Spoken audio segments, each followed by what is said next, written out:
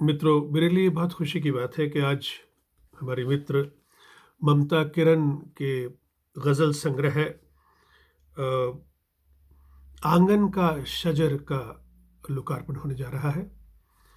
मैं दरअसल ममता की कविताओं और गज़लों को काफ़ी अरसे से सुन रहा हूँ, उनके गीत। ममता ने अपने अ, लेखन के लिए जब से गज़ल को जोड़ा है, तो लगता है कि जैसे उनके लेखन में एक नया निखार भी आ गया है। ममता किरण जब लंदन आई थीं, तो हमें 15 अगस्त के मौके पर एक विशाल जनसमूह करीब 3 से 5,000 लोग वहाँ मौजूद थे और हमें ममता की कविताएँ और गज़लें और गीत सुनने का मौका मिला। ममता सुरीली भी हैं और लिखती भी गहराई से भरा लेखन है। इस अपने गज़ल संग्रह आंगन का शजर में मुझे जिस शेर ने बहुत ज़्यादा मुतासिर किया वो था, मैं हकीकत हूँ कोई ख्वाब नहीं, इतना कहना है बस ज़माने से। तो देखिए कि किस तरह से आज की हमारी जो एक गज़लकारा है, वो अपने वजूद का एहसास कराती हैं और कहती हैं ज़माने से कि मैं कोई ख्वाब नहीं हूँ, हकीकत हूँ और मैं दुनिया को समझती हूँ। दरअसल मैं ये देख रहा था कि इस वर्तमान गज़ल संग्रह में ममता किरण ने ज़िंदगी के हर पहलू को, हर समस्या को समझने और उठाने की कोशिश की है। दरअसल आमतौर पे ये होता है कि जो लोग मंच के कवि या गज़लकार कहलाते हैं, वो ज़्यादातर एक ही तरह की गज़लें या नज़्में या कविताएँ लिखते हैं, क्योंकि उनका मुख्य उद्देश्य होता है श्रोता तक पहुँचना। जहाँ तक ममता का सवाल है, ममता श्रोताओं की ज़रूरत को तो समझती ही है, मगर वो कॉम्प्रोमाइज़ नहीं करती है। वो जो थीम है, जो विषय है, जो जो शब्द हैं, उनका चयन, उनका चुनाव बहुत संजीदगी से करती है। वो ये मानने को तैयार नहीं कि मंच की कविता मुख्य धारा की कविता से किसी तरह से अलग है। तो जैसे उनका शेर है, बेटे मैं तेरी माँ हूँ, ज़रा बोल अदब से।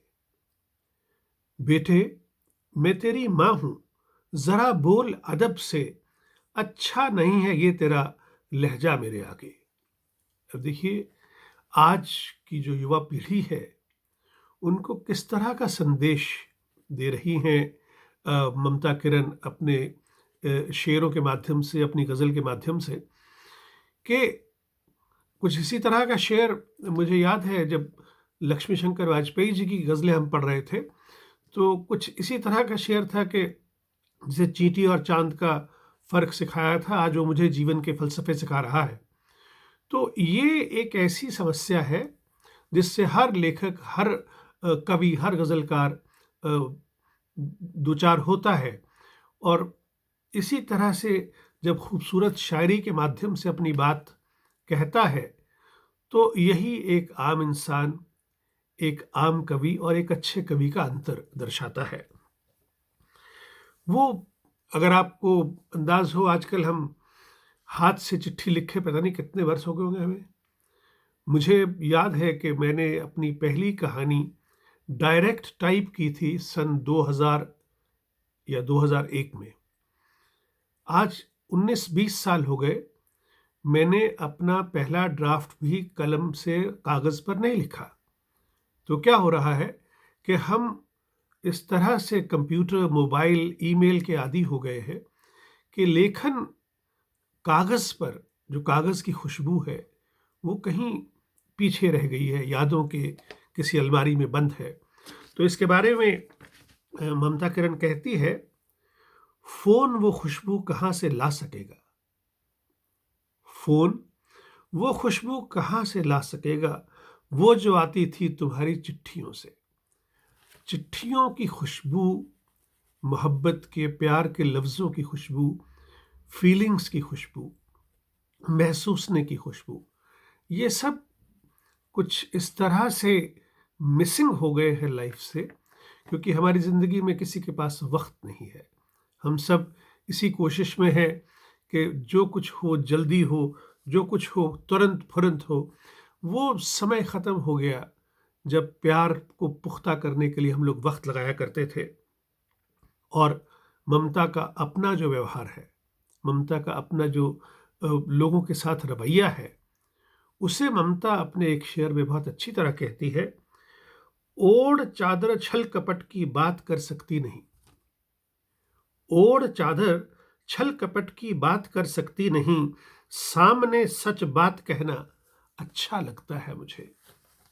तो ममता, तुम्हारी इस बात को कि सामने सच बात कहना अच्छा लगता है मुझे, मैं इस बात का गवाह हूँ कि तुमने हमेशा सच को सच कहा है। कभी ये नहीं हुआ कि तुम्हारे दिल में कुछ और हो, मुंह पे कुछ और हो, मन में कुछ और हो।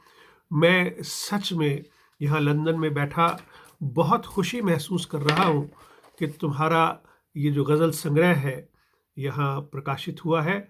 आज उसका लोकार्पण होगा और इस लोकार्पण में मुझे पता चला है कि मृदुला टंडन जो हमारी ख़ास दोस्त है, वो भी एक बहुत महत्वपूर्ण भूमिका निभा रही हैं। तो मैं मृदुला जी को भी धन्यवाद और शुभकामनाएँ देता हूँ।